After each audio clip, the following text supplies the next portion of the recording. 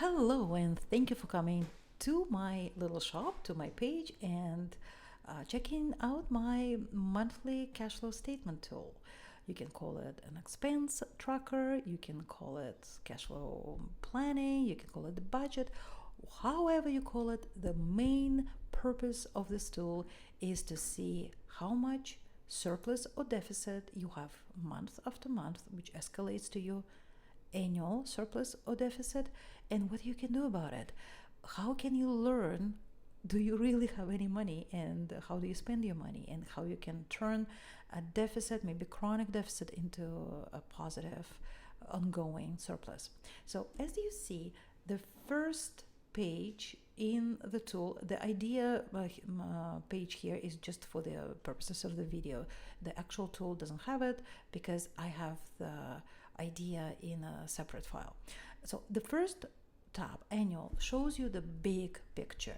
In the blue, you see your surplus or deficit from month to month, how much money you have after you calculated all the income. You see in this case 6,595 and expenses. This particular version I'm showing you, I don't have any expenses on purpose, so that you could see how, if you don't have any expenses, your income becomes year to date exactly the same as month to date in January, and it goes up and up and up. And of course, I know it's not realistic to have all your income saved, but the purpose of it, just to illustrate you that if you work hard on tracking every cent, you actually can have this chart going for you. Not in this absolute numbers, but at least the trend that even if it's $50, it's still better than deficit, because deficit one month, deficit another month will become much bigger problem at the end of the year.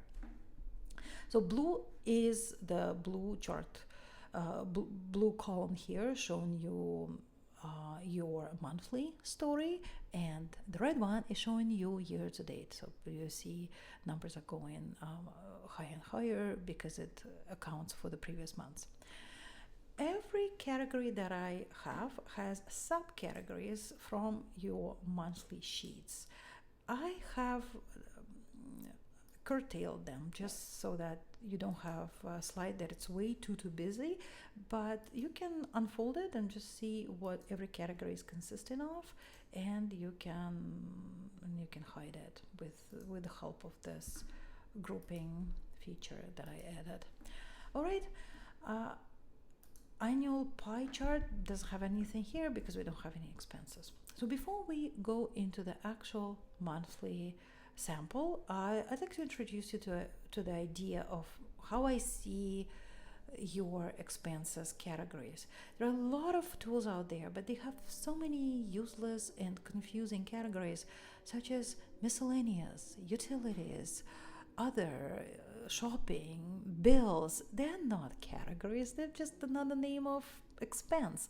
If you really want to get hold of your monthly cash flow, you need to attach the segments of your living to the segments of your spending. As easy as that. So we all need to live somewhere. So there's your category, housing. We all have to drive. We have to have a car. Financial services is a separate category, and I have a whole video explaining why I pick these categories over some other categories. But for the purposes of today, just trust me, financial services is an important category to have. Childcare, of course, health, essentials. Everybody has essentials. And now fun starts. Bad habits and discretionary spending. For many years, I was kind of thinking about it as the same thing. Now I'm wiser, I'm older, I know it's not the same thing. Bad habits, when you slash them, you actually win-win, because you get more money, you have more health, you have more time, and all these good things. And you can reallocate money that you save on bad habits into discretionary spending, such as vacation, or do something in the house, or upgrade your car, or pay down your mortgage, which is always an idea. I never track investment expenses or saving money, because it's not an expense. Expense is what you spend money on. If you have hopefully surplus, then you can make a decision how much money you want to invest, where, and for what purpose. But that would be a different story. So let's go into January, and now you know why I have these 8 categories, because I think every stage of life you can break down by all those life segments which are connected to expenses. In my tool on Etsy, I am offering you five an illustration with 5 life stages, and there you would see a very very typical family situation, from young adults to raising kids to retirement and da da da da, that where you would see certain things don't change and certain things change a lot. So that would give you this idea, this fundamental why I'm using 8 categories. So here they are. Let's go to January. As you see, I put paycheck 1, paycheck 2. I always use after tax income, and I use it monthly. I think biweekly is too short, and annual income just will never give you a true picture. So here's your income, anything that comes in. And by the way, guys, if you would like to rename my cells, that's very easy because I don't have any of the cells protected. Go and rename it however you like it.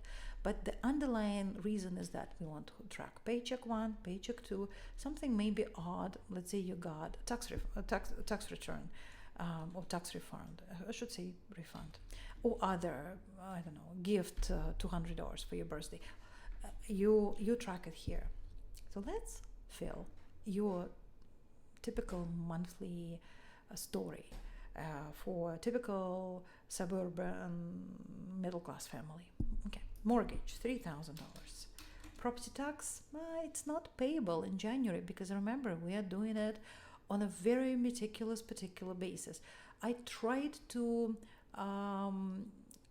do the average for property tax, but it usually always best work as you pay something. If you pay your property tax on a monthly basis with your town or with your city, by all means put $250 here or whatever you pay. But if you pay it by installments like I do, I always like to track it in the month when it happens. Okay, all right. Internet $75, gas $50, hydro, and so on. So now you see that, oh gosh, your shelter is almost $4,000, and we didn't even get to other categories. Let's say you don't have car loan, but you have $250 in gas and $100 in insurance, no parking fees, maybe some small life insurance premium, daycare. Let's skip that for now. You don't have children at this point. Health, your property. Property owner, not property owner. Your employer pays for it because if your property, then he owns you or she owns you. Let's say you put your gym expense here, $40, living essentials, okay, $1,000 food. And now we get into fun stuff, bad habits. Wine and beer, $250. If you think that your wine consumption, $250, is a bad habit and you are working on getting rid of it, this is where you would track it. But if you think, like, Tatiana, don't be crazy, this is my life essential, well, this is your tool. You use it however you want it. So you'll just add it together. But if your wine is with income that I see here is becoming $800, I saw some families with this kind of budget. You see, it leaves you almost naked at the end of the month. So with 800, I would say it would be a bad habit. But the key is that, again, this is the tool that helps you to make those decisions and allocate what is absolutely essential. Clothing, $25 every month. And your bad habits could be your cigarettes, 100, for example. You pause at this point and you go up and you see, okay, your total income, $6,595. Your total expenses is $5,690. So you are at $905 surplus, which is amazing. And when you go and see it as a part of the big picture, now you see your income, your expenses are now showing up here, and that little 905 is your January to date and year to date. All right, so that is where you see the movement of your numbers, and that was all based on that January monthly cash flow statement. Now, the last thing I want to show you that after every cash flow um, cash flow statement, I included the cash flow chart. Now, when we edit some numbers, you see how it now starts populating, because most of them without any numbers they just show you nothing, right? So now in January, you see that majority of your expenses is your housing. Yeah, and I think this you can put it up like this and just reallocate it to make it prettier. And now I think pie charts are great because it shows you, wow, the housing is really something that we spend all our money. Maybe it can lead you to some decisions. Maybe you want to downsize. Maybe you want to rent a room in your home. Maybe you think, maybe that's good because we don't have money to spend on bad habits.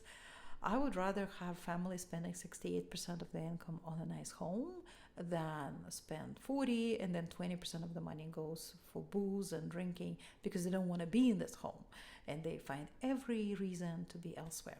But this is all philosophy, and we can talk about it at a time. As you see, I have included saving ideas in every cash flow chart. Let's call it analysis. You can say, oh, this month we canceled cable TV and we saved $80 a month, which translates into $960 annually. And here, of course, you wouldn't have all these savings in one month. It's very difficult. I just included my own little achievements over the years, not over one month, but how it translated to tons of money, and it didn't even feel like sacrificing. I included all of them in every chart just for convenience, guys. You don't need to keep them. You can just single out ones you managed to work on, or maybe create your own. And of course, if you leave any comments on my YouTube video, it would be cool because we can all share and learn from each other how we can save money. I hope you found it interesting and useful and motivating to start tracking your money and know exactly how much money you have every month and work on it month to month to get better and to get richer. Thank you.